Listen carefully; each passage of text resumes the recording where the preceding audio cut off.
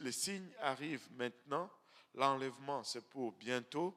La tribulation dure 7 ans.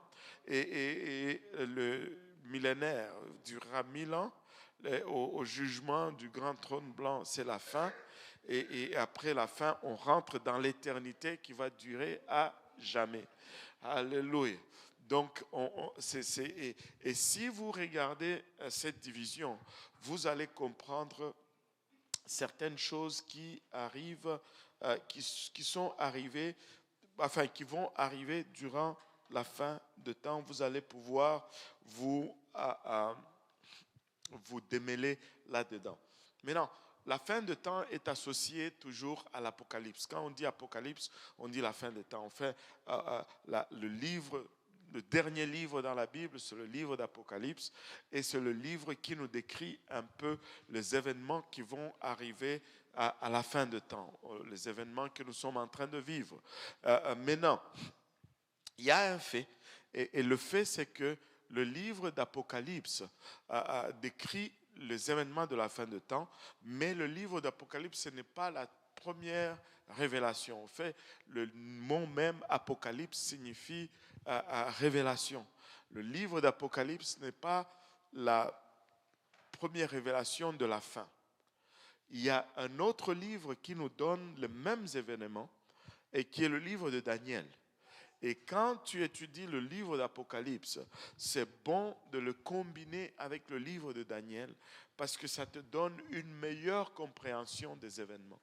Et en y associant le livre de Daniel, l'autre effet, c'est que ça te permet vraiment de faire la différence entre l'Église et Israël. Et la plus grande erreur que tous les étudiants de prophétie vont faire, c'est qu'ils vont confondre Israël avec l'Église. Quand tu confonds Israël avec l'Église, tu es mêlé là-dedans. Et tu commences à voir certains événements qui sont propres à Israël, tu commences à les associer avec l'Église, fait que tu ne sais plus qu'est-ce qui arrive quand. Et maintenant, retournons un peu dans le livre de Daniel. Et Daniel a eu il a eu deux moments prophétiques clés. Le premier moment prophétique, ça a rapport avec... Oh mon Dieu, ça aujourd'hui, je pense que je suis en train de me faire piéger ici. Alléluia, Raphaël est en mon étude biblique. Oh.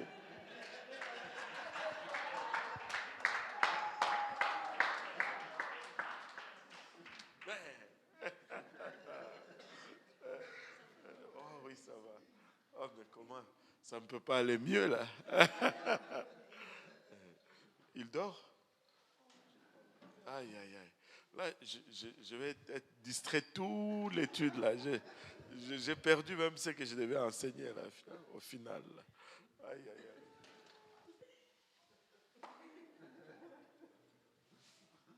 Ah là là. Je suis désolé. Hein.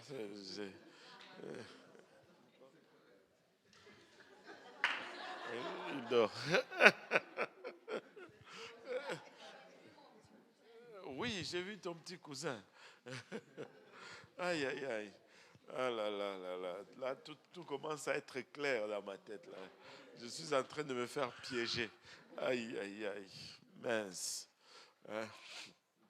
Bon. Euh, euh, même, hein? Des signes de temps, voilà. Des signes de...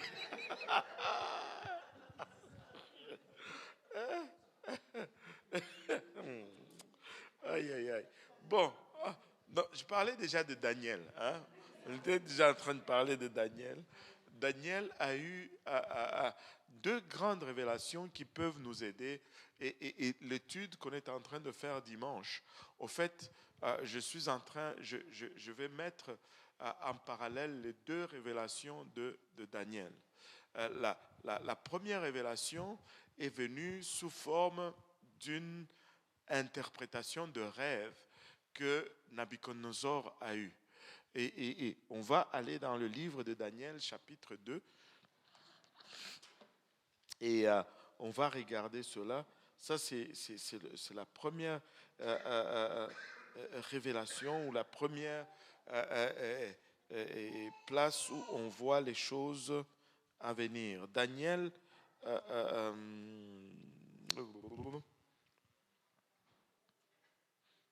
Daniel 2. Quelqu'un peut le lire, on va commencer à partir du premier verset.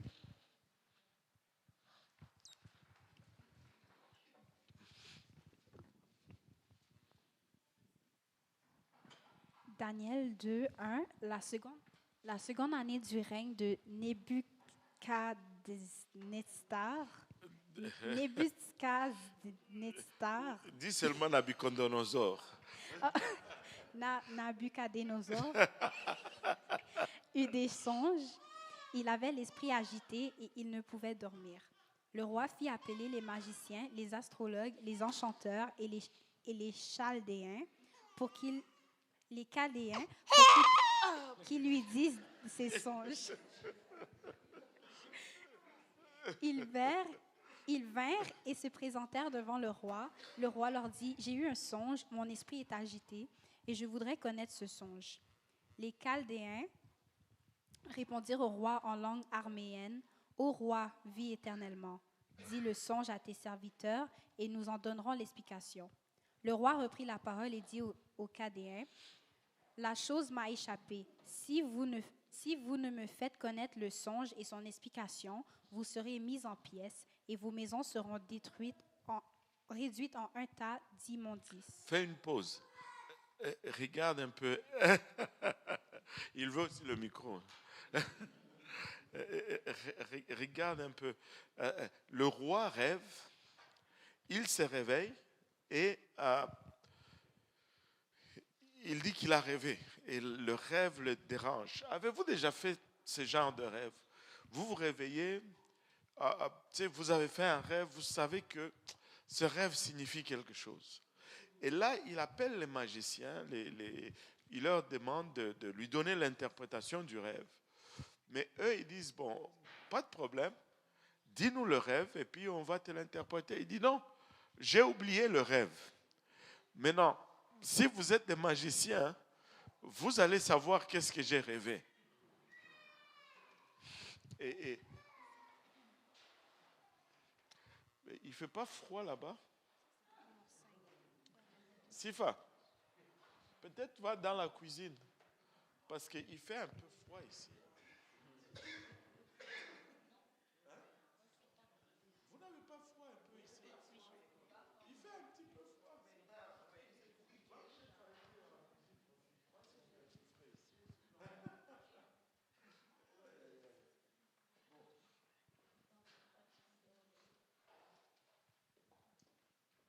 Et donc, le roi rêve et tout le monde va bien? Le roi rêve et il oublie le rêve. Et il dit au magicien, ben j'ai rêvé, mais j'ai oublié mon rêve. Si vous êtes des magiciens, ben vous allez me dire qu'est-ce que j'ai rêvé. Ben, si tu regardes l'histoire, tu dis, il exagère un peu. Mais, à quelque part, si vous êtes vraiment des magiciens, si vous avez vraiment le pouvoir, alors, comment ça n'existe pas? Bon. Déjà, bon, parce qu'eux, ils ont dit qu'ils avaient des pouvoirs. Hein? Maintenant, si vous dites vraiment que vous connaissez tout, vous deviez savoir qu'est-ce que le roi a rêvé. Et il dit, ben, le verset 5, le roi reprit la parole et dit aux Chaldéens, la chose m'a échappé. Si vous ne me faites pas connaître le songe et son explication, vous serez mis en pièces et vos maisons seront réduites en un tas d'immondices. Donc, dites-moi le rêve et dites-moi son explication. L'idée m'a déjà traversé la tête. Ils auraient pu inventer n'importe quoi et dire, ben, c'était ça ton rêve et voilà l'explication. Mais le danger avec ça, c'est que le cerveau est est spécial. Tu sais, le cerveau peut... Vous êtes, vous, déjà... Tu sais, des fois, vous êtes là, vous dites, je devais faire quelque chose, mais j'ai oublié. Comment se fait-il que tu te rappelles que tu dois faire quelque chose, mais tu as oublié la chose? Le cerveau est particulier, là. Et là, quand la chose va revenir, tu vas savoir que, ah, c'était ça que j'ai oublié. Donc, même s'ils avaient essayé d'inventer un rêve, là, le roi allait être à mesure de se dire, non, c'est pas ça. Parce que ce n'est pas ça que j'ai oublié. Parce que le cerveau peut oublier quelque chose et savoir ce qu'il a oublié. Je ne sais pas si je me fais comprendre là. Tu sais que tu dois faire quelque chose, mais tu as oublié. Donc, c'est tricky un peu. Mais c'est ça le cerveau. Et là, le verset 6. Mais si vous me dites le songe et son explication, vous recevrez de moi des dons et des présents et de grands honneurs. C'est pourquoi dites-moi le songe et son explication. Ils répondirent pour la seconde fois que le roi dise le songe à ses serviteurs et nous en donnerons l'explication. Le roi reprit la parole et dit, je m'aperçois en vérité que vous voulez gagner du temps parce que vous voyez que la chose m'a échappé. Et ce n'était pas pour rien qu'il était roi, hein? Parce qu'on ne pouvait pas lui passer une vite. Il dit, mais vous là, je suspecte que maintenant vous êtes juste en train d'essayer de gagner du temps. Tu peux un peu t'imaginer ces gens-là, tu sais comment ça c'est. Mais qu'est-ce qui m'a même poussé de devenir magicien ou tu sais, on continue. Verset 9. Si donc vous ne me faites pas connaître le songe, la même sentence vous enveloppera tous. Vous voulez vous préparer à me dire des mensonges et des faussetés en attendant que les temps soient changés. C'est pourquoi dites-moi le songe et je saurai si vous êtes capable de m'en donner l'explication. Waouh! Et il voulait, hein? Il était déterminé. Maintenant, voici, il y a vraiment des leçons dans ce passage. On continue la lecture. C'est toujours bon de lire le verset 10. Les Cadéens répondirent au roi, il n'est personne sur la terre qui puisse dire ce que demande le roi.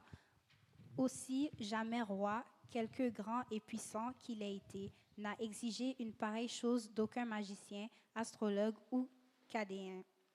Ce que le roi demande est difficile. Il n'y a personne qui puisse le dire au roi, excepté les dieux dont la demeure n'est pas parmi les hommes.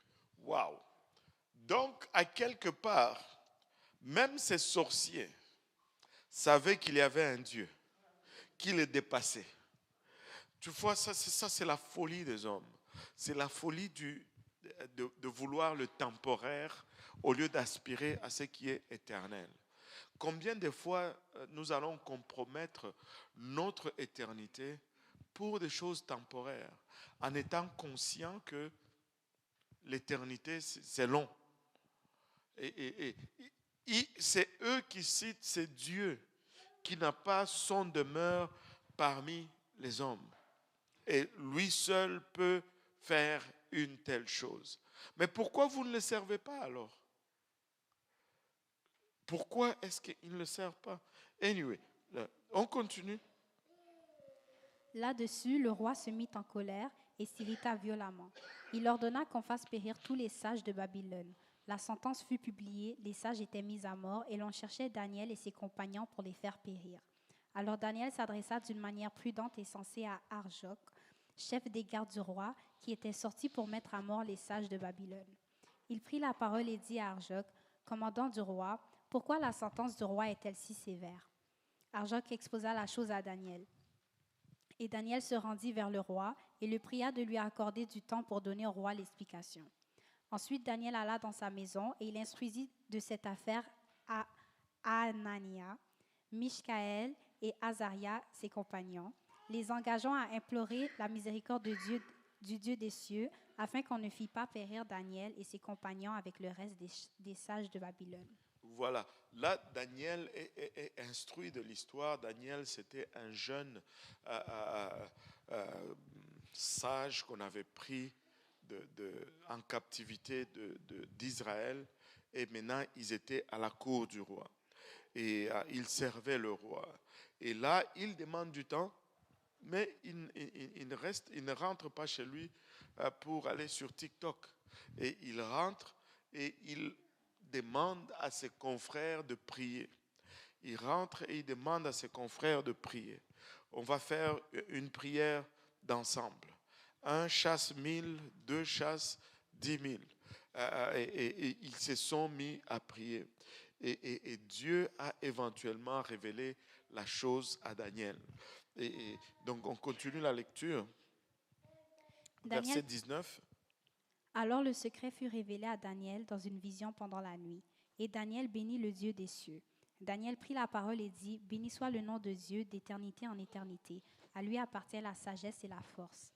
C'est lui qui change les temps et les circonstances, qui renverse et qui établit les rois, qui donne la sagesse aux sages et la science à ceux qui ont de l'intelligence. » Maintenant, vous voyez d'où vient cette phrase. Quand on prie, on dit qu'il est le maître de temps et de circonstances. Dieu détermine le temps et il détermine les circonstances. Il décide du quand et il décide du comment. Rien n'échappe à son contrôle. Amen. Et Daniel loue le Dieu de gloire. Mais, nous devons apprendre à être des adorateurs. Amen. Daniel loue le Dieu de gloire. Et au verset 22. Il révèle ce qui est profond et caché. Il connaît ce qui est dans les ténèbres et la lumière demeure avec lui. Dieu de mes pères, je te glorifie et je te loue de ce que tu m'as donné la sagesse, la force et de ce que tu m'as fait connaître ce que nous t'avons demandé, de ce que tu nous as révélé le secret du roi. Après cela, Daniel se rendit auprès d'Arjoc, à qui le roi avait ordonné de faire périr les sages de Babylone. Il alla et lui parla ainsi, « Ne fais pas périr les sages de Babylone. Conduis-moi devant le roi et je donnerai au roi l'explication. » Arjoc conduisit promptement Daniel devant le roi et lui parla ainsi.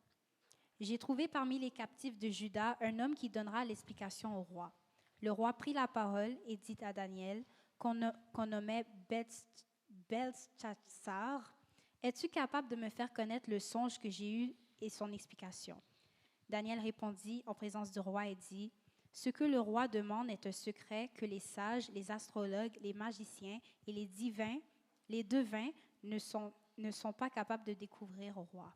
Mais il y a dans les cieux un Dieu qui révèle les secrets et qui a fait connaître au roi Nebuchadnezzar ce qui arrivera dans la suite des temps. Voici ton songe et les visions que tu as eues sur ta couche. » Waouh! Et regardez, je ne sais pas pour vous, mais moi j'ai comme l'impression que si c'était de nos jours, on allait se précipiter à donner l'interprétation sans rendre crédit à la source qui est Dieu. Mais Daniel, non seulement il donne crédit à Dieu, mais il s'assure de protéger la vie des autres. Avez-vous vu comment il s'y est pris? Daniel répondit en présence du roi, ce que le roi demande est un secret que les sages, les astrologues, les magiciens et les devins ne sont pas capables de découvrir au roi. En d'autres termes, ne t'en prends pas à eux. Épargne-leur parce que ce que tu les demandes est au-delà de leur capacité. Et par la suite, il pivote et il donne maintenant crédit à Dieu. Mais il y a dans les cieux un Dieu qui révèle les secrets. Et qui a fait connaître au roi Nebuchadnezzar ce qui arrivera dans la suite. Donc, Daniel nous donne déjà dans son indication ici que le rêve du roi était une prophétie qui va arriver par la suite. Et Daniel va prophétiser ainsi, va donner l'interprétation qui est vraiment une prophétie de la suite de différentes nations non juives qui vont dominer la terre, qui vont se succéder sur la terre. C'est comme une ligne de temps, en fait, que Daniel donne. Il dit sur ta couche au roi, Sur, verset 29, sur ta couche, ô roi, il t'est monté des pensées touchant ce qui sera après ce temps-ci, et celui qui révèle les secrets t'a fait connaître ce qui arrivera. Si ce secret m'a été révélé, ce n'est point qu'il y ait en moi une sagesse supérieure à celle de tous les vivants, mais c'est afin que l'explication soit donnée au roi et que tu connaisses les pensées de ton cœur. waouh, quelle humilité. Regarde ton voisin, dis-lui, quelle humilité. Et il dit, si je suis entré en connaissance ici, là, ce n'est pas parce que je suis exceptionnel, mais c'est parce que Dieu veut te faire savoir à toi, que le roi se sent flatté. Il est tellement important que c'est à lui que Dieu voulait parler. Et c'est juste, c'est grâce à lui au fait que même Daniel a eu l'interprétation du rêve. C'est quelque chose. Beaucoup de tact. Il sait comment se positionner et échapper à toute gloire. Et on continue. Ô roi, tu regardais et tu voyais une grande statue. Cette statue était immense et d'une splendeur extraordinaire. Elle était debout devant toi et son aspect était terrible. La tête de cette statue était d'or pur, sa poitrine et ses bras étaient d'argent, son ventre et ses cuisses étaient d'airain, ses jambes de fer, ses pieds en partie de fer et en partie d'argile. Tu regardais lorsqu'une pierre se détacha sans le secours d'aucune main, frappa les pieds de fer et d'argile de la statue et les mit en pièces. Alors le fer, l'argile, les reins, l'argent et l'or furent brisés ensemble et devinrent comme une balle qui s'échappe du nerf en été. Le vent les emporta et nulle trace n'en fut retrouvée. Mais la pierre qui avait frappé la statue devint une grande montagne et remplit toute la terre. Voilà le songe. Nous en donnerons l'explication devant le roi.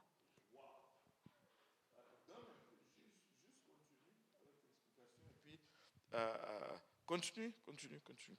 Ô roi, tu es le roi des rois, car le Dieu des cieux t'a donné l'empire, la puissance, la force et la gloire. Il a remis entre tes mains, en quelque lieu qu'ils habitent, les enfants des hommes, les bêtes des champs et les oiseaux du ciel, et il t'a fait dominer sur eux tous. C'est toi qui es la tête d'or. Après toi, il s'élèvera un autre royaume, moindre que le tien, puis un troisième royaume qui sera d'airain et qui dominera sur toute la terre. Il y aura un quatrième royaume, fort comme du fer, de même que le fer brise et rompt tout, il brisera et rompra tout, comme le fer qui met tout en pièces.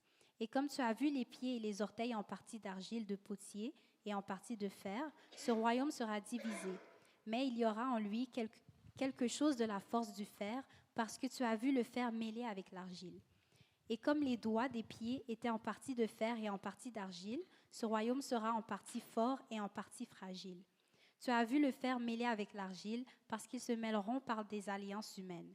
Mais ils ne seront point unis l'un à l'autre, de même que le fer ne s'allie point avec l'argile. Dans le temps de ces rois, le Dieu des cieux suscitera un royaume qui ne sera jamais détruit et qui ne passera point sous la domination d'un autre peuple. Il brisera et anéantira tous ces royaumes-là, et lui-même subsistera éternellement. C'est ce qu'indique la pierre que tu as vue se détacher de la montagne dans le secours d'aucune main, et qui a brisé le fer, les reins, l'argile, l'argent et l'or. Le grand Dieu a fait connaître au roi ce qui doit arriver après cela. Le songe est véritable et son explication est certaine. Wow.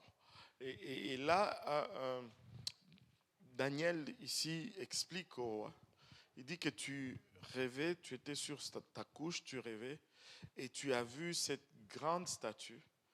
Et la statue avait la tête d'or, la poitrine d'argent et les reins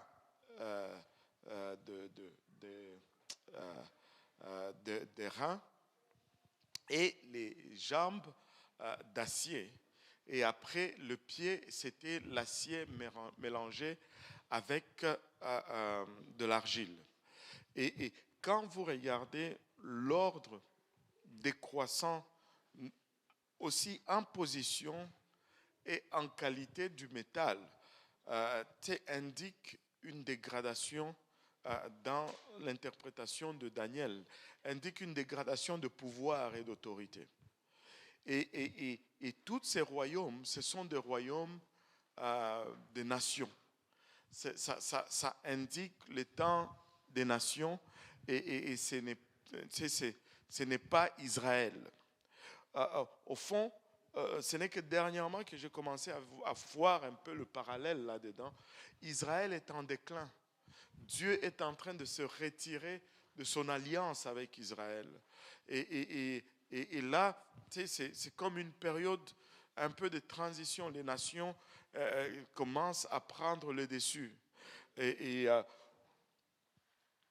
là, Daniel décrit la tête d'or comme étant le roi Nabuchodonosor lui-même.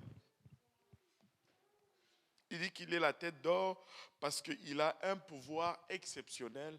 Dieu lui a permis d'avoir ce pouvoir et il a autorité partout sur les hommes et sur les bêtes et personne d'autre n'allait avoir ce genre de pouvoir ou d'autorité. Et c'est particulier parce que tu commences à te demander, parce que quand la Bible dit une telle chose, des fois, en tant qu'humain, tu veux voir, mais qu'est-ce qui est l'indication de cette autorité dans son règne? Et tu commences à étudier, n'est-ce pas? Et là, quand tu regardes, je ne sais pas pour vous, mais moi, quand je l'ai regardé, il y a quelque chose qui me frappe.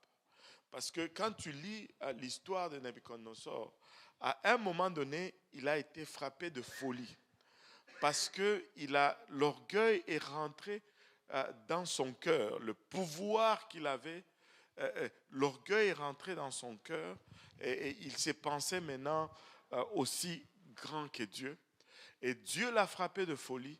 Il est devenu fou au point où il marchait comme un animal. Et tu sais, il marchait. On dit qu'il marche? Oui.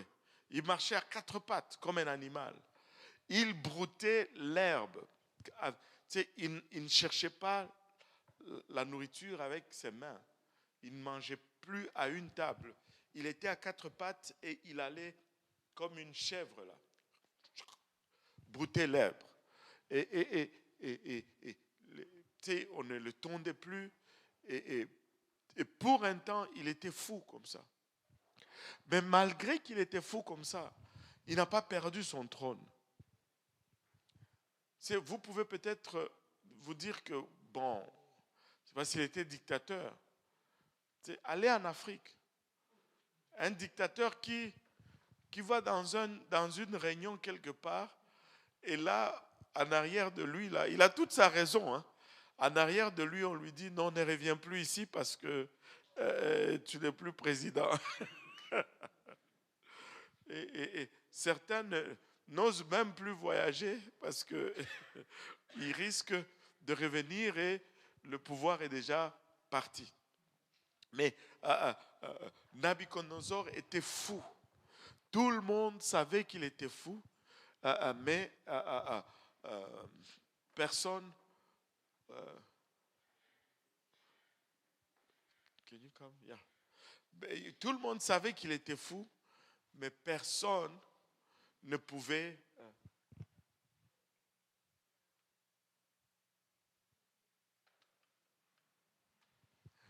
C'est un secret. Hein? Tout le monde savait qu'il était fou, mais malgré qu'il était fou, personne ne l'a détrôné. On pouvait juste dire, ben, il est fou, profitons-en, on le met dehors, mais quand sa folie est passée, quand Dieu lui a accordé la grâce, il est revenu à sa raison, ben, il a repris le trône. Ça, c'est du pouvoir. Ça, c'est de l'autorité. Et il était vraiment cette tête d'or où son pouvoir était établi partout. Et après, lui, il a été succédé par l'empire de Mède et de Perse. On va voir tout cela le dimanche. Hein?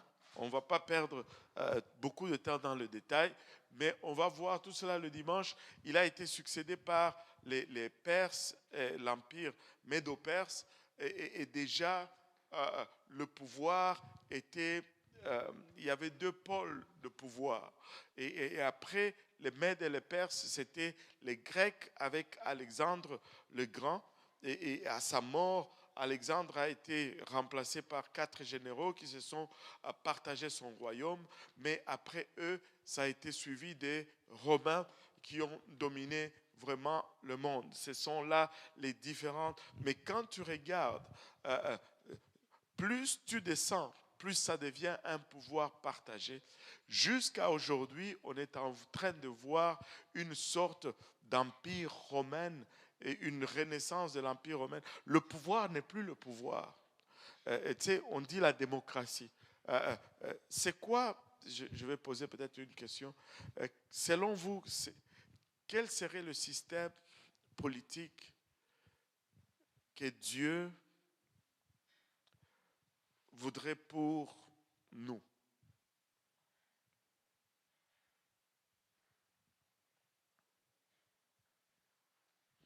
Jeff, toi, tu es un ancien des anciens. Là.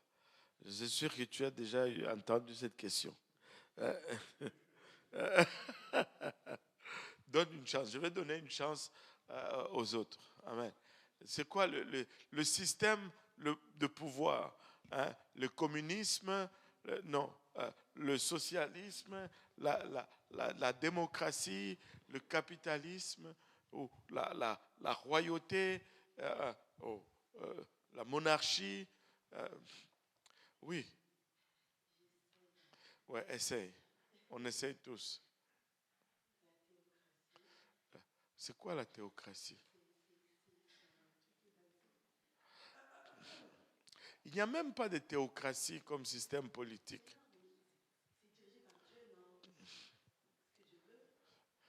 Pour nous, les hommes, tu vois, là, tu commences à me parler en anglais maintenant. Oui,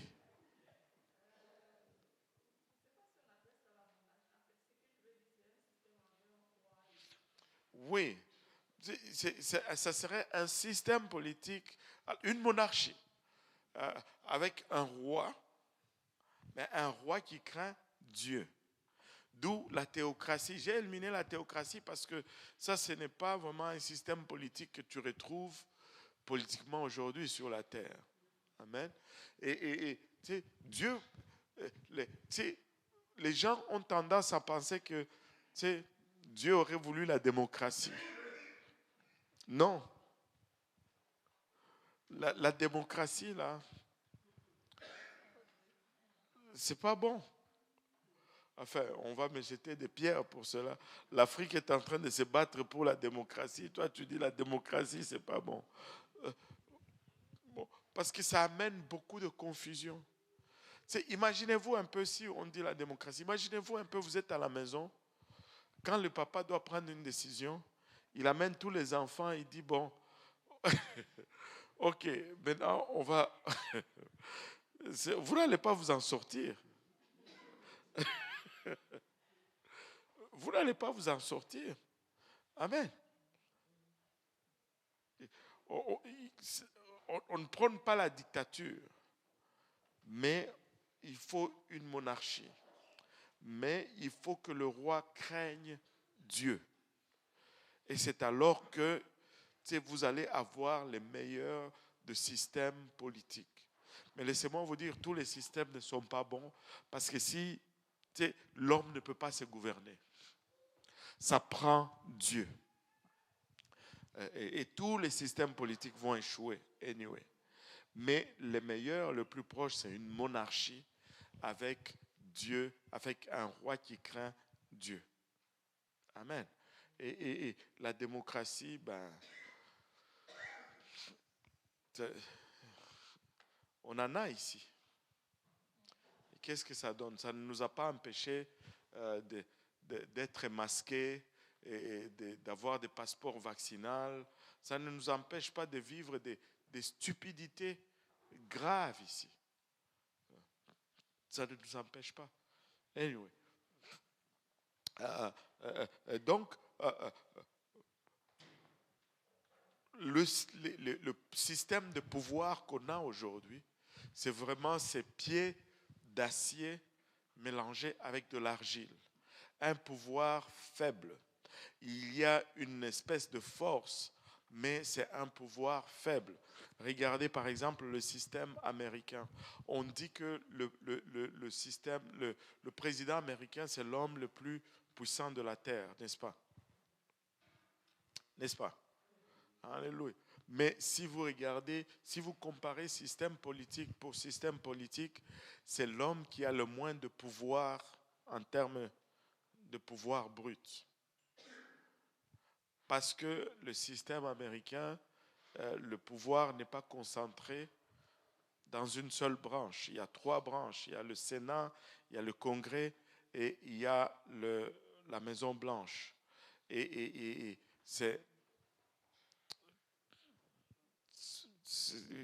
le président a juste un tiers de pouvoir.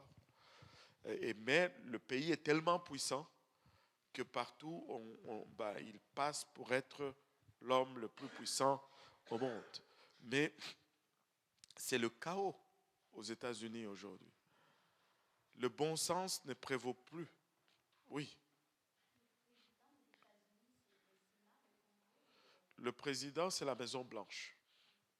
C'est la Maison Blanche. C'est la branche exécutive. Ouais.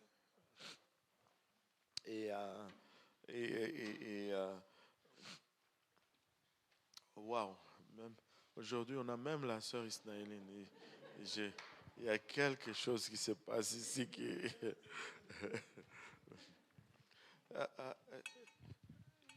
Johan, peux-tu me chercher des napkins parce que mon nez, il fait vraiment froid ici aujourd'hui.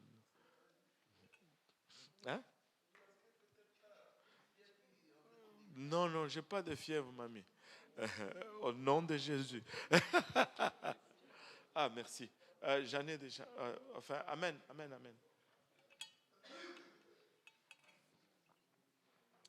Et donc, dans ce sens, pardon, il y a quelqu'un qui a coupé le chauffage.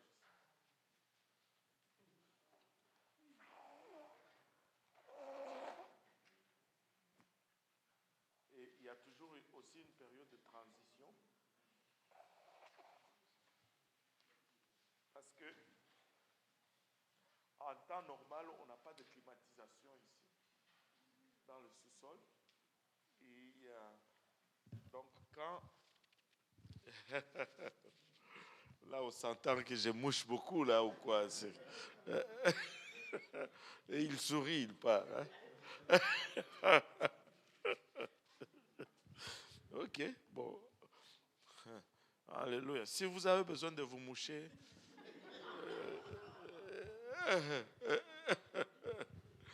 Aïe. Merci Seigneur.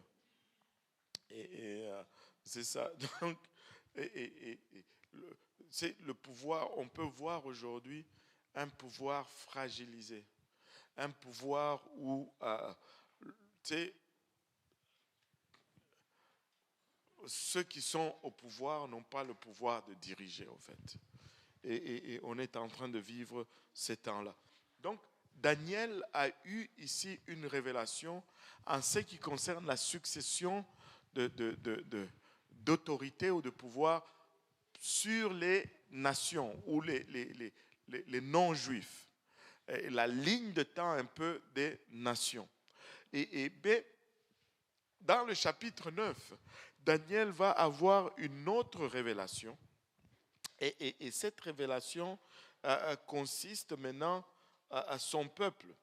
Et Dieu a pris le soin de les séparer comme ça, parce que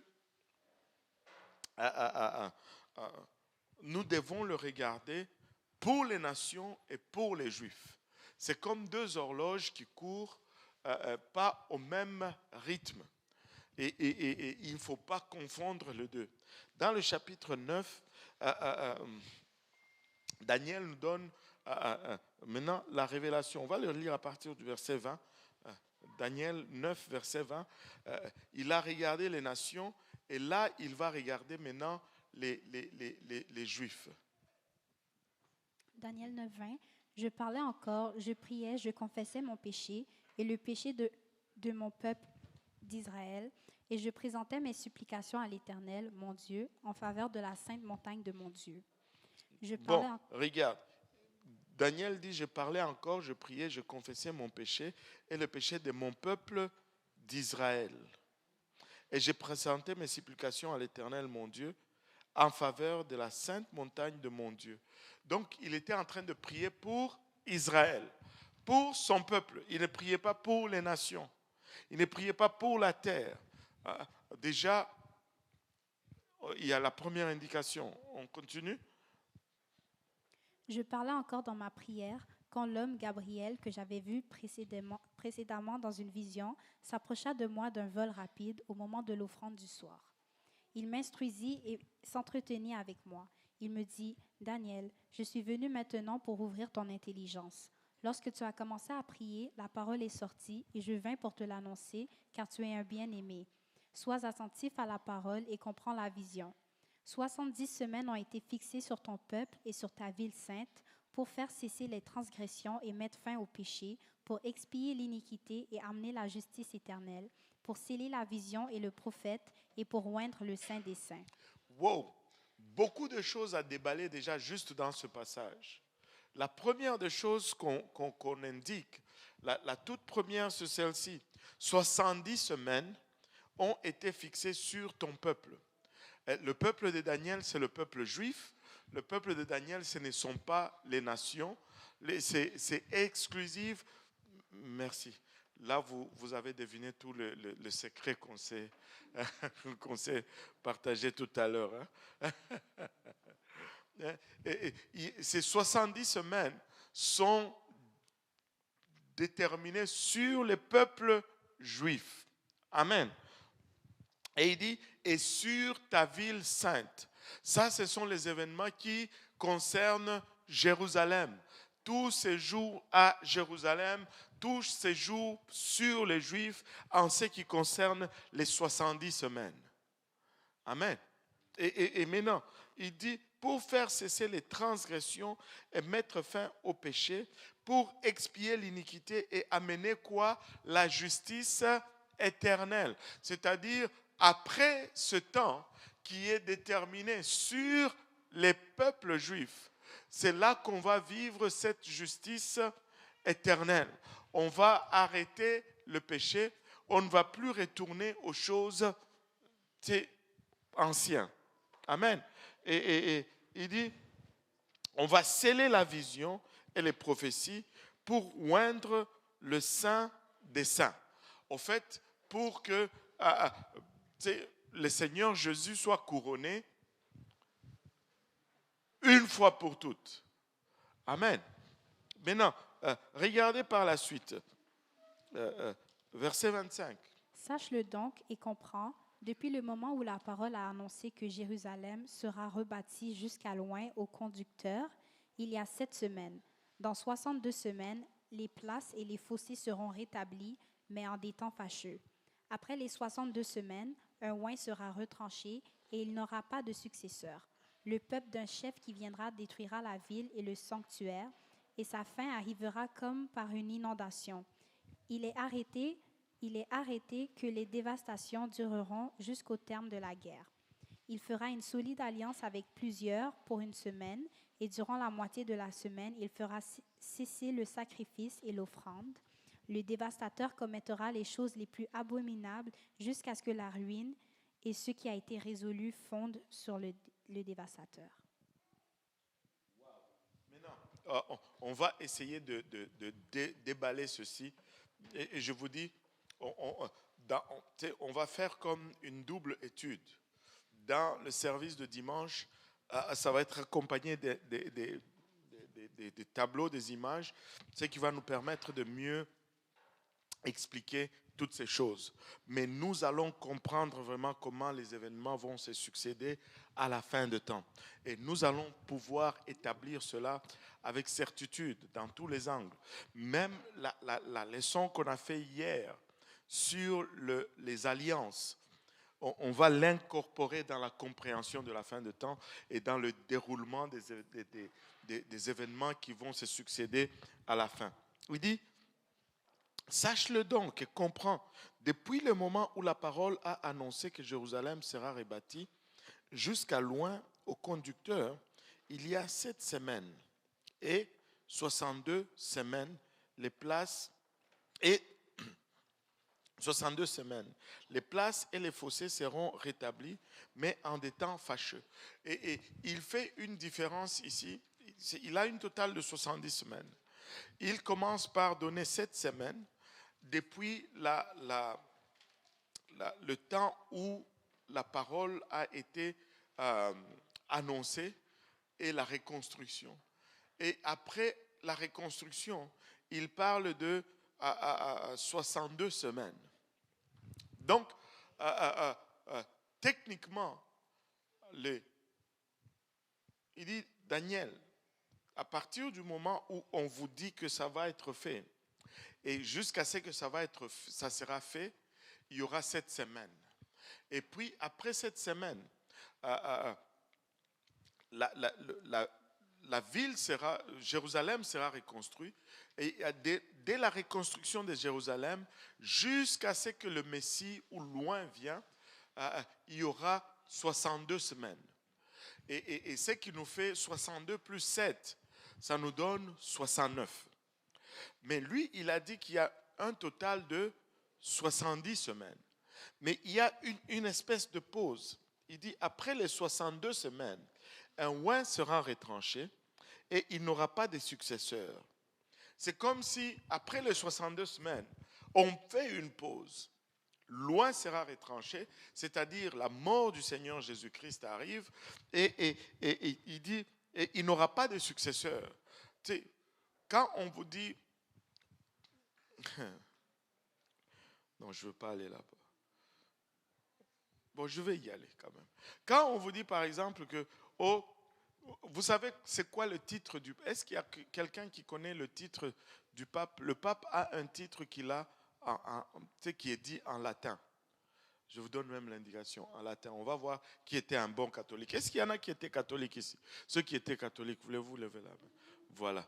Maintenant, il y a un titre. Le pape a un titre en latin.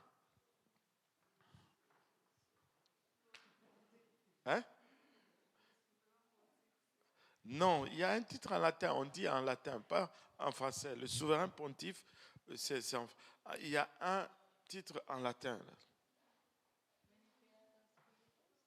Non. Bon, là, je vais tous vous amener à la confession, là. Parce qu'on doit vous amener au confessionnal.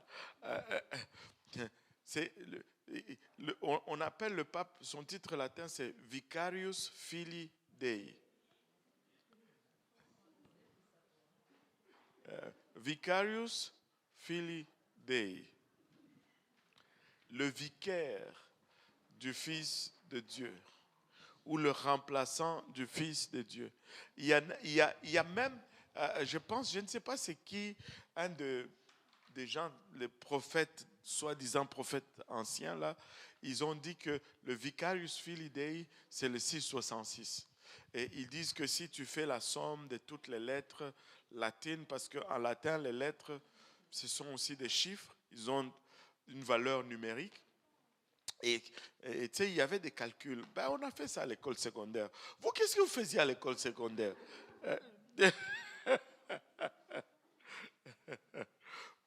On calculait cela. Bon, et ça donnait 6,66. Anyway, Vicarius Filii Dei, ça veut dire le remplaçant du Fils de Dieu. Mais la Bible nous dit qu'il n'a pas de successeur, là. Personne ne peut prendre sa place. Et il n'a pas de remplaçant. Amen. Alléluia. Et donc, il n'aura pas de successeur. Il dit, le peuple d'un chef qui viendra détruira la ville et les sanctuaires. Donc, il dit, quand on arrive aux 62e semaine, là, ça va s'arrêter. Il va y avoir, le Messie d'abord va être retiré. Et puis un peuple va venir de loin. Et on parle du peuple juif. Les 72, les semaines, là, c'est ce qui concerne le peuple juif. En d'autres termes, l'ange dit à Daniel, l'histoire de ton peuple va s'arrêter. Il y a un peuple qui va venir de loin, qui va détruire le sanctuaire, et sa fin arrivera comme par une inondation. Et il est arrêté que la dévastation durera jusqu'au terme de la guerre. Et puis, après que...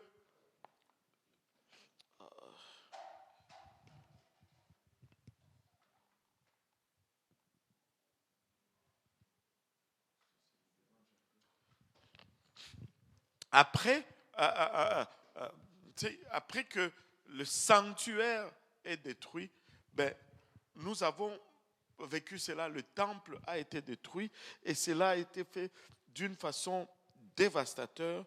Il est arrêté que les dévastations dureront jusqu'au terme de la guerre. Il fera une solide alliance avec plusieurs pour une semaine. Et là, on a la destruction du temple qui est faite. Et puis, le verset 27 nous dit, il fera une solide alliance avec plusieurs pour une semaine. Bon, déjà ici, aucun pays ne va... Ça ne fait pas de sens qu'un chef,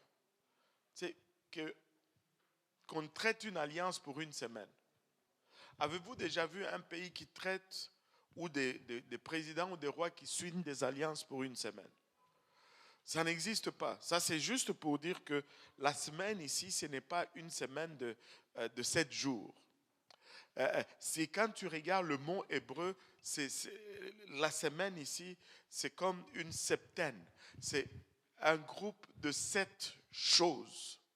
Ça peut être 7 jours, ça peut être 7 mois, c'est comme une douzaine, en fait. Quand on dit une douzaine, ce n'est pas nécessairement 12 jours.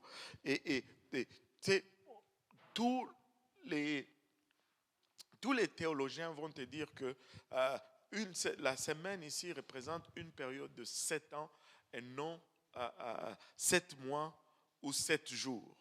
Amen. Alors, il dit, il fera une alliance d'une semaine et durant la moitié de la semaine. Et là, pour que... attends. Il dit, voilà, et il fera cesser le sacrifice et l'offrande. Le dévastateur commettra les choses les plus abominables jusqu'à ce que la ruine et ce qui a été résolu fonde sur les dévastateurs.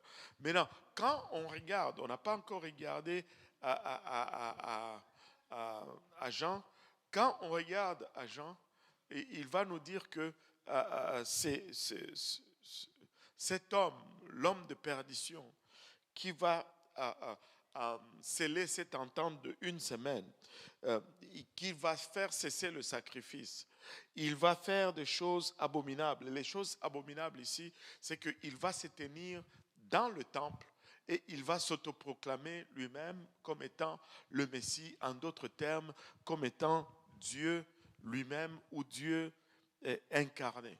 C'est pourquoi on l'appelle l'Antéchrist, parce qu'il va vouloir se faire passer pour le Christ ou le Messie. Et il y a plusieurs spéculations là-dessus, mais on va d'abord finir avec le semaine. Donc, pour qu'ils se tiennent dans le temple, c'est qu'il doit y avoir une reconstruction du temple. Et laissez-moi vous dire, le temple va être reconstruit.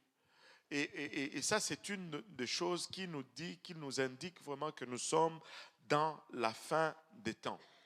Ils ont déjà tout, je n'avais peut-être brossé la fois dernière, ils ont tout pour reconstruire le temple. La plupart des gens estiment que si ils ont les hoquets aujourd'hui, probablement dans moins que 6 mois, le temple sera déjà érigé. on veut être prêt à partir de cette terre.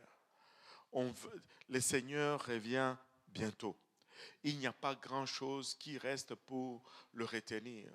Il faut prier comme on n'a jamais prié auparavant. Il faut évangéliser. Il faut marcher dans la sanctification parce que le Seigneur revient vraiment très, très bientôt. Et il faut mettre sa maison en ordre, comme ils le disent. Maintenant, on voit bien que à la 69e, cette semaine, puis 62 semaines, et puis à la 62e semaine, c'est comme si le temps s'arrête pour Israël. Et quand le temps s'arrête pour Israël, le Messie est enlevé et ça ouvre une brèche dans le temps. Et c'est là où on parle plus du temps d'Israël, mais on commence à parler du temps des nations. Et c'est là où on voit cette alliance que Dieu avait scellée avec Israël. Israël était porteur de l'alliance. Israël avait le tabernacle. Il y a un changement. Ce n'est plus Israël qui a la présence de Dieu. La présence de Dieu n'est plus dans l'arche de l'alliance. La présence de Dieu n'est plus à Jérusalem, en arrière de voile. La présence de Dieu se trouve maintenant dans son église. Et on va, tout est dans la Bible, mais c'est éparpillé un peu ça et là. Quand Israël a construit le temple, la présence de Dieu était là. Mais le prophète Ézéchiel nous montre comment cette présence quitte sur les chérubins, part d'abord du temple jusqu'à la porte du temple, de la porte du temple jusqu'au mur de la ville. Des murs de la ville, boum, la présence, la gloire de Dieu est partie. La gloire de Dieu était partie alors que le prophète Ézéchiel était déjà là. Mais laissez-moi vous dire, il fallait qu'il parte pour qu'il revienne. Il est revenu. Il était pleinement dans le corps du Seigneur Jésus-Christ. C'est pourquoi il dit, détruisez ce temple et dans 3 jours je le rebâtis. Et c'est pourquoi il dit à ses disciples, il faut que je m'en aille, parce que si je ne m'en vais pas, je ne peux pas revenir pour être en vous. Maintenant je suis avec vous, il faut que je parte pour que je revienne et que je sois en vous. Il est monté au mont des Oliviers. Ils l'ont regardé monter et ils étaient dans l'étonnement, mais un étonnement mélangé avec la tristesse et la crainte parce qu'ils partaient et ça prenait les anges à côté d'eux pour leur dire, c'est Jésus que vous voyez repartir comme ça, vous allez revenir encore une fois comme ça. Ils sont partis à Jérusalem, mais alléluia, après avoir attendu 1 jour, 2 jours, 3 jours en prière, pam, le jour de la Pentecôte, il est redescendu. Maintenant, il n'était plus dans le Seigneur Jésus-Christ, il n'était plus dans le temple, maintenant il était en nous, nous qui constituons l'Église. Aujourd'hui, Dieu se trouve dans son Église. L'habitation de Dieu aujourd'hui sur la terre, c'est dans l'Église. Dieu est dans l'Église. L'Église, des fois les gens, oui, Dieu habite en moi. Christ en moi, l'espérance de la gloire. Mais à moi tout seul, je ne suis pas l'Église. Les gens vont te dire, toi tu es une Église. C'est plus abstrait que ça. Je ne suis pas l'Église. Certes, Dieu habite en moi, mais je ne suis pas l'Église. Pourquoi? Parce que je n'ai pas la plénitude de Dieu. Allô? Mais quand nous venons ensemble, nous avons la plénitude de Dieu. Quand nous venons ensemble, c'est alors que nous constituons l'Église. Et même l'Église locale à elle tout seule, ce n'est pas l'Église. L'Église est universelle. Nous sommes l'Église. Ceux qui sont au Congo sont l'Église. Ceux qui sont en Haïti sont l'Église. Ceux qui sont au Cameroun, en Tchécoslovaquie, sont l'Église. Nous ne pouvons pas dire que quand nous nous réunissons ici, c'est nous, l'Église, et puis c'est fini. C'est plus abstrait. Ce n'est pas... Nous savons que c'est nous l'Église, que la baptiste n'est pas l'Église. Mais moi tout seul, je ne suis pas l'Église. Et le service francophone à lui tout seul n'est pas l'Église même. Amen. Alléluia. Mais Dieu habite dans son Église. Et ça, c'est une des raisons pourquoi le Fils de la perdition. L'Antéchrist ne peut pas avoir la victoire sur la terre parce que Dieu habite dans son Église. Pour l'amour de Dieu, Dieu est invincible. Ce n'est pas pour rien qu'il dit, tu es pierre et sur cette pierre je bâtirai mon Église et les portes de l'enfer ne prévaudront point contre elle. L'enfer ne peut jamais gagner contre l'Église parce que Dieu est dans l'Église et Dieu est invincible. Laissez-moi vous dire ceci. Nous ne sommes pas parfaits, alléluia, mais nous avons Dieu avec nous. Nous commettons des erreurs, mais nous avons Dieu avec nous et Dieu est invincible. Et du temps que tu demeures dans l'église, tu es invincible. La seule façon que tu vas perdre, c'est lorsque tu quittes l'église. C'est lorsque tu quittes l'église, lorsque tu abandonnes, c'est lorsque tu perds. Mais si nous persévérons, nous allons toujours sortir vainqueurs. Et si l'Antéchrist pouvait s'établir, c'est pourquoi ceux qui disent que la tribulation, l'Église va être dans la tribulation, c'est une aberration. C'est-à-dire l'Église sera vaincue. L'Église sera vaincue. Mais non. Il faut que l'Église quitte. Et si l'Église quitte, la présence de Dieu quitte. Et c'est parce qu'il n'y a pas la présence de Dieu que le fils de la perdition va avoir libre accès sur la terre. Il va avoir l'autorité sur tout. Mais pour le moment, il ne peut pas parce que nous sommes là.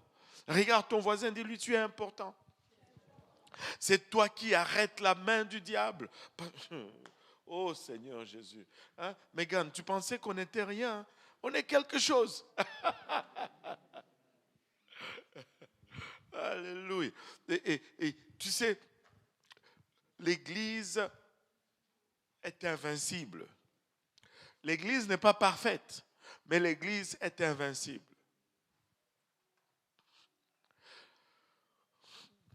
Vous ne me croyez pas, hein? Vous savez, l'arche ne pouvait pas couler. Et l'Église ne va pas couler. Nous allons faillir, mais l'Église ne va pas couler. Amen. Parce que l'Église est établie par le Seigneur et l'Église est invincible. Et tu veux être dans l'Église. Amen. Alléluia. Et donc, Dieu est dans l'Église. Il faut que l'Église soit enlevée. Et quand l'Église est enlevée, là, on revient à la dernière semaine. Parce que 62 plus 7, ça fait 69. Et il manque une semaine. Et cette dernière semaine, c'est la semaine durant laquelle le focus de Dieu se retourne encore vers Israël. C'est pourquoi quand tu lis le livre d'Apocalypse, à partir du chapitre 4, on ne mentionne plus l'Église parce que l'Église n'est plus là. Et en passant, donnez-moi un seul verset que la Bible nous donne pour nous préparer à survivre durant l'Apocalypse, durant la grande tribulation. L'Église n'a pas de préparatif pour la grande tribulation parce que l'Église ne va pas passer la grande tribulation.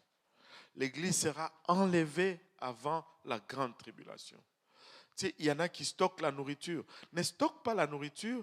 Tu sais, nettoie ton cœur et apprête-toi à être enlevé. Tu vas stocker la nourriture. Tu penses qu'ils ne vont pas te trouver. Aujourd'hui, où est-ce que tu vas te cacher? Tu vas te cacher où? Il ne faut pas être là. Il faut partir. Tu sais, à un moment donné, je pensais que, moi, si ça commence seulement, je prends l'avion, je retourne au Congo, je prends le train, je vais au village, là, je prends la bicyclette, je vais dans le fin fond, là, à Kalimba. Est-ce que quelqu'un connaît Kalimba ici? J'ai dit, s'il va me chercher, il n'y a rien là-bas. Mais aujourd'hui, même là-bas, on va te trouver. Ah là là. vous savez, quand il te cherche, il te trouve. C'est comme le verset se confirme même pour ceux qui sont. Et, il ne faut pas faire ce genre de calcul. Le seul calcul, la seule chose que le Seigneur nous met en garde, c'est que préparez-vous parce que quand il va venir comme un voleur. Parce que tout ce que Dieu veut que vous soyez prêts, c'est que vous soyez prêts à partir, pas à rester à vous battre. Il y en a qui achètent même les armes, ils vont se battre comme des commandos durant la grande tribulation. C'est une folie. C'est une folie. Il faut partir d'ici. Il faut partir d'ici. Et maintenant, durant la grande tribulation, l'autre chose à noter, c'est que durant la grande tribulation, il y a deux choses qui vont se passer. Il y a le diable qui est déchaîné, mais il y a aussi Dieu qui est fâché et qui déverse sa colère. Encore là, si l'Église est là, c'est que Dieu est en train de déverser sa colère sur son Église. Ça ne marche pas. Et dans l'Apocalypse, dans la grande tribulation, il y a des événements qui vont se succéder. Il y a d'abord les sceaux. Ce sont des événements, de groupes de 7 événements. Il y a d'abord les 7 sceaux. Et chaque, du premier au 7e sceau, ça devient toujours pire. Et après le 7e, ça ouvre une autre série de 7 événements. Et après les 7 sceaux, vient les 7 trompettes. Et encore là, les sceaux sont moins pires que les trompettes. Mais la première trompette est pire que la 7e. Et puis après les trompettes viennent les coupes. Les coupes sont encore pires. Et ça va comme ça de mal en pire, de mal en pire, de mal en pire. Et il y a même 7 autres événements qui sont tellement terribles que l'ange a dit à Jean, n'écris pas cela. C'est tellement pire, ne l'écris pas. Ce sont les 7 tonnerres. C'est chaud, hein? Et l'ange dit non, ne l'écris pas. C'est dur, c'est dur. Maintenant, on va commencer, on va commencer à regarder ces événements. Et non, avant de commencer, regardons d'abord le livre d'Apocalypse. On va se pencher sur Apocalypse maintenant.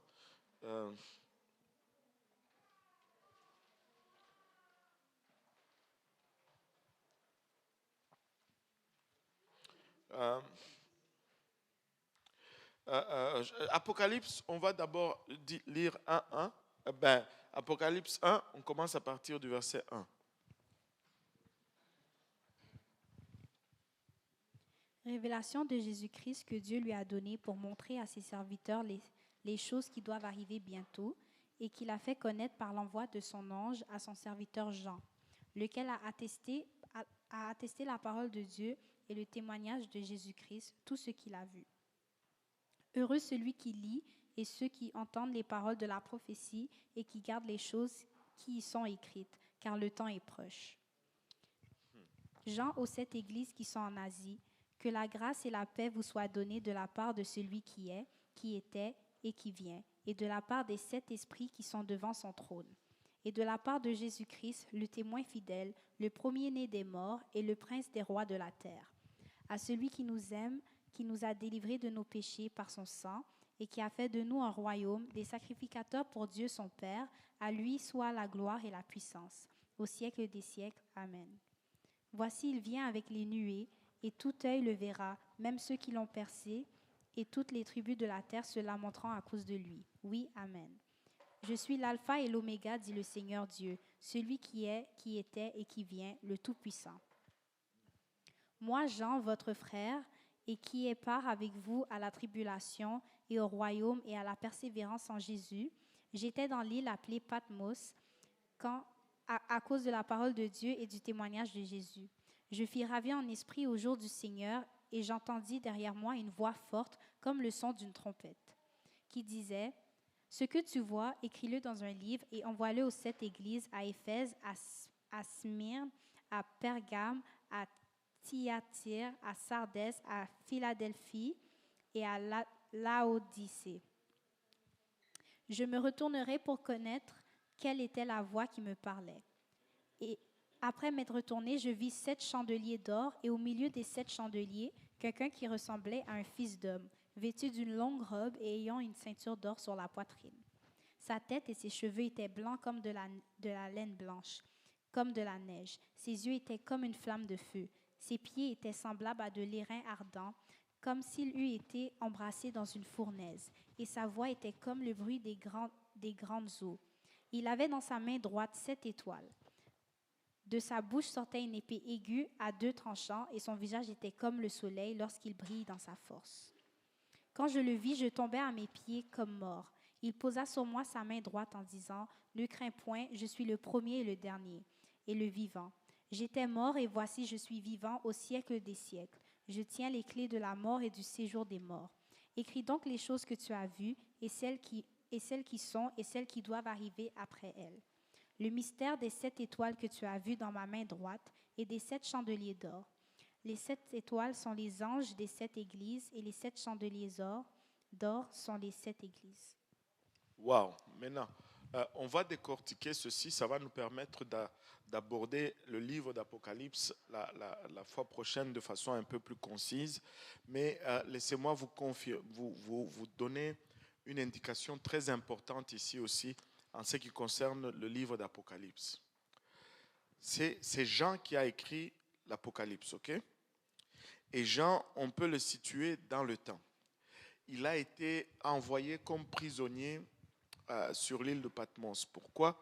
Parce que Jean prêchait l'évangile et Néron faisait tuer les chrétiens et il a voulu le faire tuer. Et ça, c'est de l'histoire extra-biblique. Il a été pris et on voulait le tuer en spectacle. On a bouilli de l'huile dans un fût et on l'a plongé vivant dans cette huile bruyante. Mais il est rentré dans l'huile, on a sorti et il n'avait même pas une égratignure. Ce qui fait que Néron a commencé à avoir peur de lui. C'est qui cet homme qui est, on le met dans l'huile chaude, bouillante, et puis il sort sans rien. Fait qu'il a envoyé comme prisonnier sur cette île, mais c'était une île où on mettait les condamnés à mort. Il y avait des brigands, des bandits, et c'est là où il s'est retrouvé. Et c'est là que le Seigneur lui donne finalement cette révélation de la fin. Donc, il est quelque part dans les années, certains vont dire 70, d'autres vont dire 80. Et il faut comprendre que le livre d'Apocalypse, c'est le premier livre que Jean écrit. Il n'a pas écrit les évangiles avant. Il a écrit le livre d'Apocalypse avant. Et quand Jean écrit le livre d'Apocalypse, c'est avec une... C'est pourquoi on appelle même Apocalypse, c'est-à-dire révélation. Mais ce n'est pas tout simplement la révélation du futur, ce n'est pas tout simplement la révélation des événements, mais c'est la révélation de la personne de Jésus-Christ. Jean a cette confirmation, cette assertion que le Jésus qu'il a prêché, c'est le Dieu qui s'assoit sur le trône dans le ciel. Et c'est pourquoi il commence en disant révélation de Jésus-Christ. Ce n'est pas la révélation de Jean, mais c'est Jésus-Christ qui se révèle. Et il y a une autre indication ici très importante. Moi, je pense que vous devriez souligner cela dans votre Bible. Au verset 19, il dit: écris donc les choses que tu as vues, temps passé, et celles qui sont, temps présent, et celles qui doivent arriver après elle, temps futur. Donc, la voix lui dit d'écrire à propos des choses qu'il a vues dans le passé. Jean était dans un temps précis. Et donc, par rapport à lui, ce qu'il va écrire, nous allons y trouver des choses qui appartiennent à son passé. Amen. Et nous allons y voir des choses qui sont dans son présent. Et nous allons y voir des choses qui sont dans son futur. Pardon, peut-être dans le temps que nous sommes. Donc, tout le livre d'Apocalypse, ce n'est pas seulement des événements à venir. Là-dedans, il y a des choses qui se sont déjà accomplies par rapport à Jean. Et je vais vous donner juste aussi quelques indications. On va essayer de conclure parce que j'ai l'impression qu'il y a d'autres événements qui nous attendent.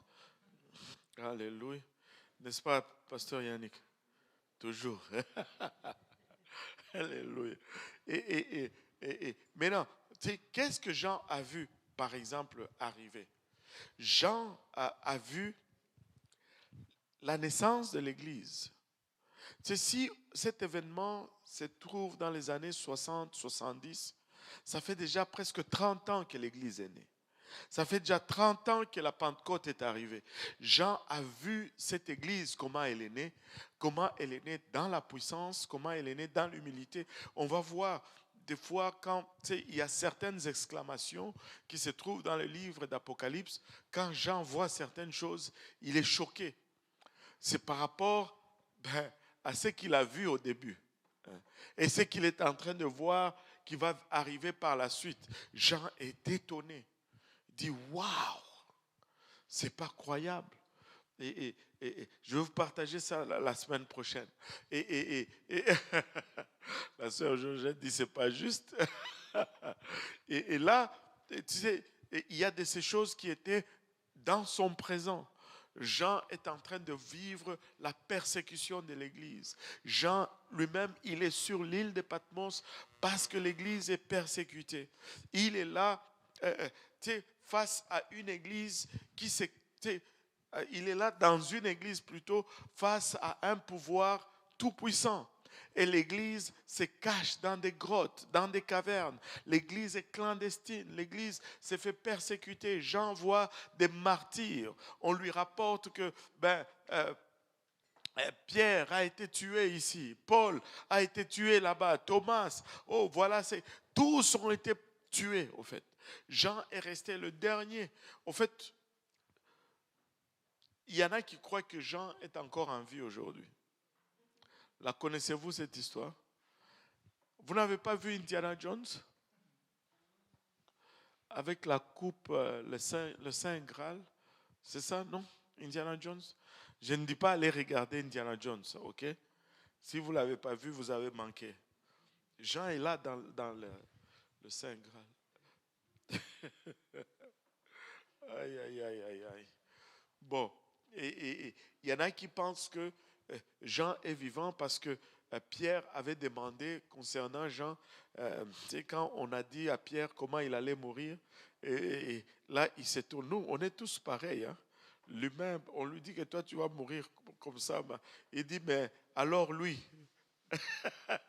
qu'est-ce qui va lui arriver? Et il voulait qu'on dise des gens, bon, lui aussi, il va être crucifié. Mais le Seigneur lui dit, mais c'est quoi ton problème? Si je veux qu'il vive jusqu'à ce que je revienne, il vivra jusqu'à ce que je revienne. Et là, les bruits ont couru partout que Jean allait être éternel. Mais ce n'est pas ce que Jésus avait dit. Le Seigneur avait dit, si je veux qu'il vive, c'est quoi ton problème? En d'autres termes, occupe-toi de tes affaires. Amen. Alléluia. Donc, quand tu lis l'Apocalypse, ne projette pas tout dans le futur. Il y a des choses du passé. Il y a des choses du passé par rapport à Jean. Il y a des choses du présent par rapport à Jean. Et il y a des choses du futur par rapport à Jean. Amen. Donc, on va mettre un peu ces pierres ou ces références et puis on va revenir à ça le lundi prochain. Et le Seigneur nous donne laisse toujours des indications quand il nous donne des enseignements ou quand même les événements arrivent. Il fait toujours un plan, il laisse toujours un schéma et on peut voir, on peut déduire les choses même dans sa façon de faire parce qu'il y a toujours un schéma quand il fait quelque chose. Amen. Alléluia. Maintenant, on va s'arrêter là. Comme ça, le lundi prochain, on revient avec, on va commencer à regarder le livre d'Apocalypse et on va avancer là-dedans. Amen. Est-ce qu'il y a des questions par rapport à aujourd'hui?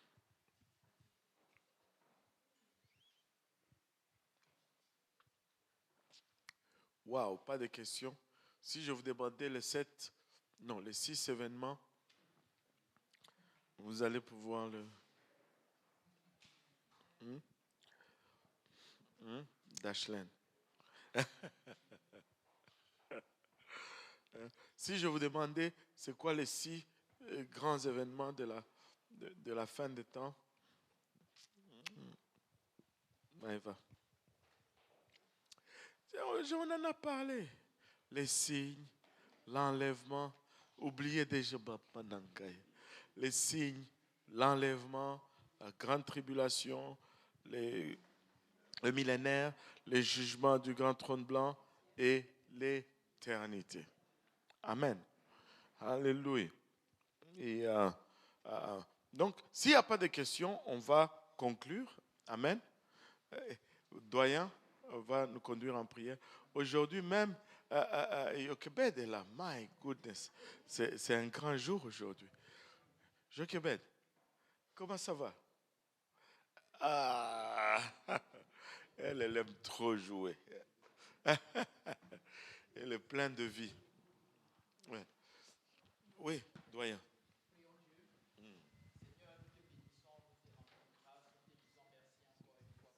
L'occasion encore que tu nous as donné, Seigneur, de nous retrouver encore, Papa, dans ta maison, Seigneur, d'entendre encore, Papa, ta parole, Seigneur. Nous te prions, Seigneur, que tu arroses sur la part de la foi de tous les moments pour nous, Seigneur, de nous faire, Seigneur, pour l'éternité, que cela impacte aussi, Papa, Seigneur, les deux qui sont autour de nous. Nous te prions, Papa, pendant que nous allons nous séparer, Seigneur, que tu aies ici chacun de nous, Seigneur. Et bien sanctifie, Papa, la fraternité que nous allons avoir, soit dans toutes nos directions, Seigneur. Papa, repose-toi, Papa, sur chacun de nous, éternel Dieu tout-puissant, sans foi dans nos conversations, Seigneur, que tout glorifie ton Seigneur, Seigneur Jésus. Que la prochaine fois que nous puissions encore nous retrouver en ce lieu, Seigneur, béni et sanctifié, Seigneur, pour glorifier ton Saint-Nom, et que toute la gloire te revienne. Que le peuple de Dieu dise au nom de Jésus. Au nom de Jésus. Battons nos mains pour le Seigneur.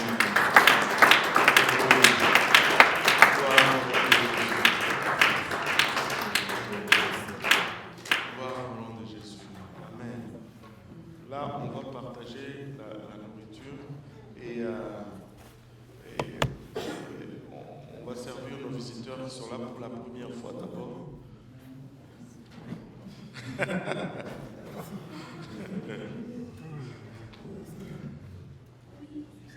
Tu as une question? Après? Ok, c'est quoi ta question? Parce que dans le livre de Daniel, il a dit qu'il y a 70 semaines pour le peuple des Juifs. Mais la semaine passée, on a dit 79. Non, c'était. Peut-être il t'a manqué quelque chose. On a dit 70, mais 69 arrivent d'abord successivement. Et puis à la 69e semaine, ça s'arrête. Et c'est le temps des nations. Le temps des Juifs s'arrête à 69. Il y a une pause. Il y a le temps des nations. Et après, quand le temps des nations finit, là, la 70e semaine commence. La 70e semaine, c'est vraiment la grande tribulation. C'est les dernières 7 ans de la tribulation, de la grande tribulation. C'est ça la dernière semaine, la 70e. Non, 70, ce n'est pas les 7 ans. 7 ans, ce n'est pas 70. 7 ans, c'est 7 ans. 7 ans, c'est juste une semaine. Parce qu'une semaine, c'est égal à 7 ans. Une semaine égale à 7 ans. Quand on dit par exemple 70 semaines, là, les 7 premières semaines, c'est 49 ans. Et puis suivi de 62 semaines, c'est 434 ans. Après, on a une pause. Et puis, après l'enlèvement, là commence la 70e semaine. Une semaine, c'est une période de 7 ans. Donc, quand on dit 70 semaines, c'est 70 fois 7 ans. C'est 490 années au total. Non. De prophétie, on va dire. De prophétie. Là-dedans, il y a les temps de souffrance, il y a des temps de pause, mais la grande tribulation, c'est seulement 7 ans. La dernière semaine. La grande tribulation, c'est une semaine. Mais une semaine, c'est 7 ans. Amen. Alléluia. Et 490 ans de souffrance. Même toi, tu as pitié des Juifs.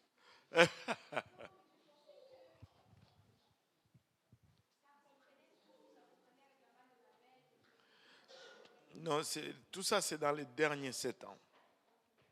Ce n'est pas durant les 70 semaines. Sinon, c'est fou. Il n'y aura plus de gens qui vont rester sur la terre.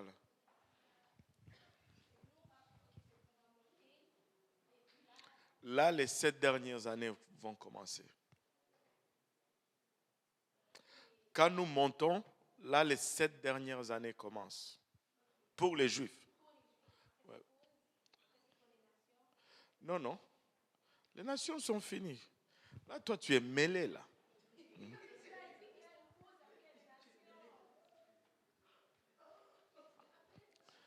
Il ne faut pas partir de fausses doctrines d'ici, là. C'est que Daniel, bon, on va faire comme une ligne de temps, ok? Daniel est ici. Voilà. Daniel, toi tu viens, Daniel vient. Ça c'est Daniel. Et il a la visite de l'ange Gabriel, ok? Et l'ange lui dit, lui il est là, ok? Il dit, depuis que vous avez reçu la promesse de la reconstruction, jusqu'à la reconstruction, il y a 7 semaines. Ok? 7 semaines, c'est 49 ans. Parce qu'une semaine, c'est 7 ans. Bon, de lui à la reconstruction de la ville de Jérusalem, 7 ans. On reconstruit la ville de Jérusalem. Toi, tu ressembles à Jérusalem. Viens, maman.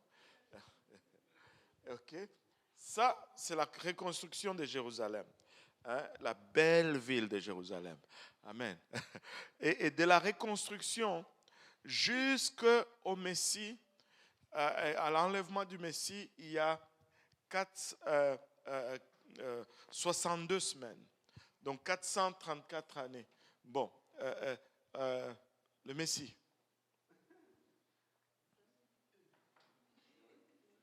Bon, viens le Messie, viens un peu.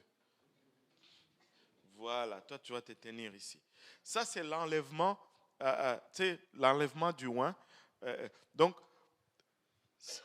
7 semaines, 62 semaines. Là, le Christ est mort. Et le temps pour les Juifs s'arrête. Mais ça s'arrête à 69. Il leur manque encore une semaine. Mais ce temps, dès l'enlèvement du Messie, jusqu'à l'enlèvement de l'Église, on ne le connaît pas combien de temps ça va durer. C'est une gap qu'on ne connaît pas le temps. C'est pourquoi même cette gap était cachée. C'est pourquoi dans le livre de Corinthiens, la Bible nous dit que les anges, non, pas cela, il y a un autre verset. Il dit, si le diable savait, il n'allait pas crucifier le Seigneur de gloire. Parce que la crucifixion est arrivée ici. Et puis, Il est mort, ressuscité et monté. Mais dès qu'il est monté, le temps des Juifs s'arrête, ça commence le temps des nations. Et le temps des nations va durer combien de temps? On ne sait pas, parce que personne ne connaît quand Jésus va revenir. Mais quand Jésus revient, bon, viens maintenant. Ça, c'est l'enlèvement de l'Église encore. Voilà. Oh, viens ici. Sinon, ils vont plus rien comprendre. Ok, toi, tu restes là. Maintenant, ça, c'est l'enlèvement de l'Église. Quand l'Église est enlevée, maintenant, on revient à la semaine qui restait là. Et là, on va commencer cette semaine pour 7 ans. Voilà. Jusqu'au retour du Seigneur avec son armée et tout ça. Et donc, c'est un peu ça. Il y a un gap ici entre les deux, qu'on ne sait pas combien de temps ça va durer, parce que personne ne sait quand Jésus va revenir. Et c'est durant ce temps-là que le temple a été détruit, que l'Antéchrist va avoir le temps de se former, on se cherche, l'Église prêche, l'Église est persécutée. Et c'est là où on fait la confusion. On pense que, parce que Jésus a dit que dans ce monde, nous allons connaître la persécution. Mais nous connaissons la persécution du diable, nous connaissons la persécution du monde. Mais la grande tribulation, ce n'est pas seulement la persécution du diable, c'est aussi la colère de Dieu qui est déversée sur le monde.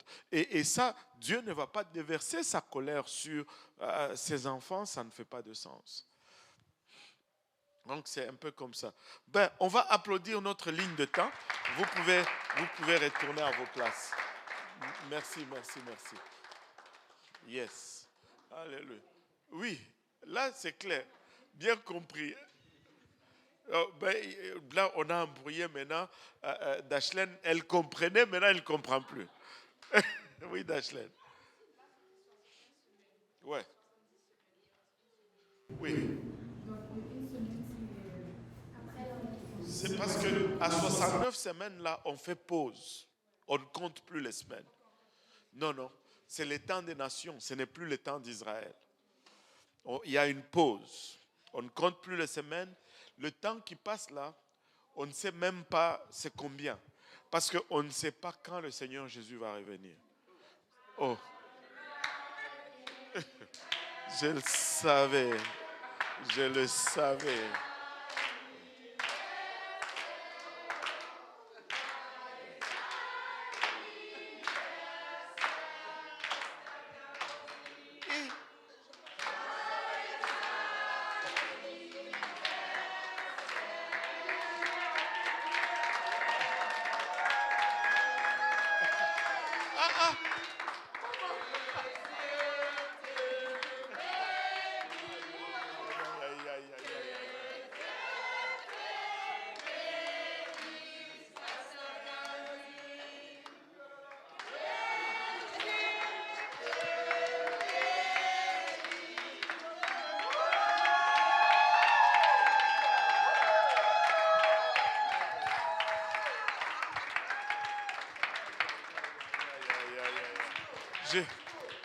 Je savais qu'il y avait quelque chose. Je l'ai vu cuisiner à la maison. J'ai dit, mais pourquoi tu fais tout ça? Tu dis, mais je cuisine. Et puis l'autre chose, où est Sifa? Elle est passée à la maison, elle me salue, elle sourit. Elle ne m'a pas donné de cadeau d'anniversaire, elle est partie. J'ai dit, Sifa ne me donne rien. Même si Gériel a conquis son cœur, quand même. Hein?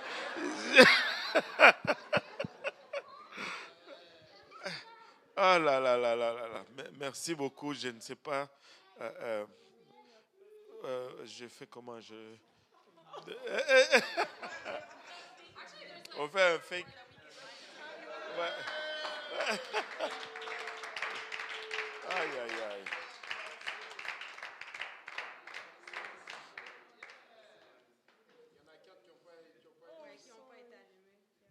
Attention à ton doigt.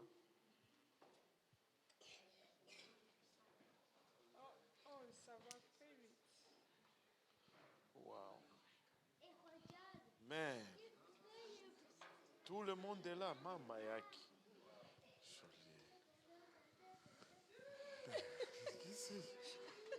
À mon âge encore, j'ai honte.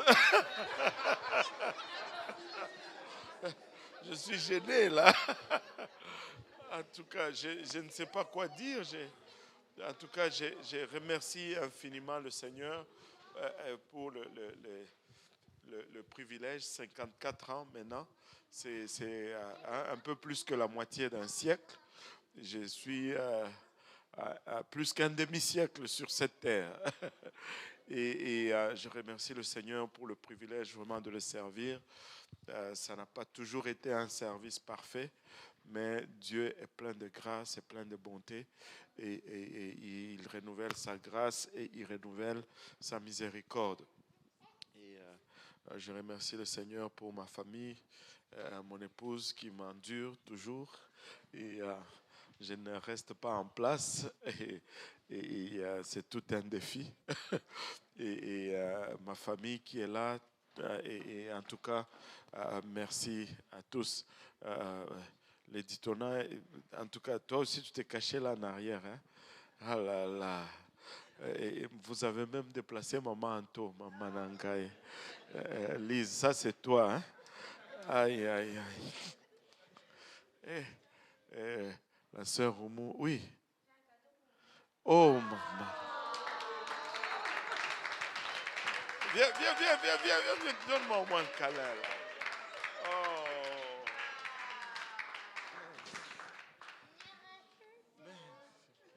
Ah là là là là là là.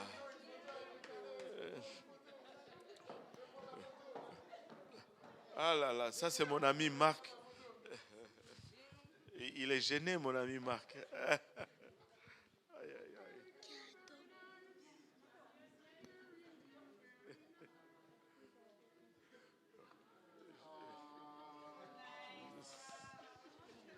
Aïe, aïe, aïe.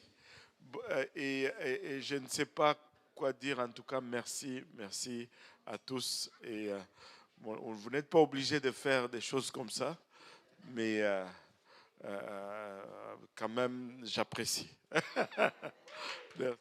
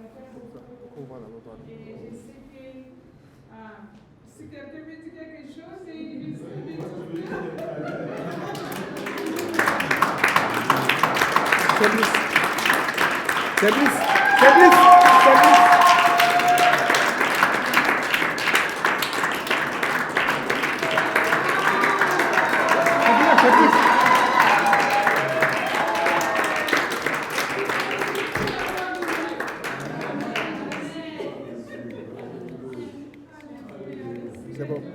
Même Tata, on a sorti même Tata de sa cachette.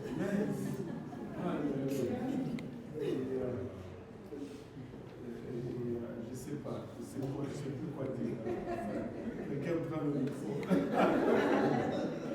Je veux donner à papa. Oui. Il y a pas de repas comme d'habitude. Pouvez-vous servir aujourd'hui, c'est spécial. Il n'y a pas d'assiette. Bon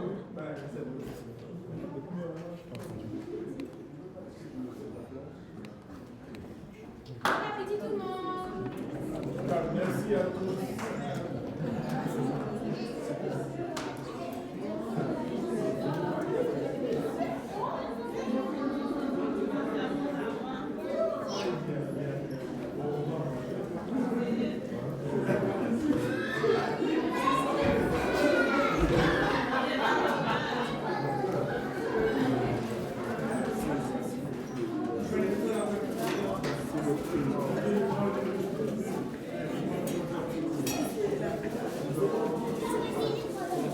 Attention à ma caméra.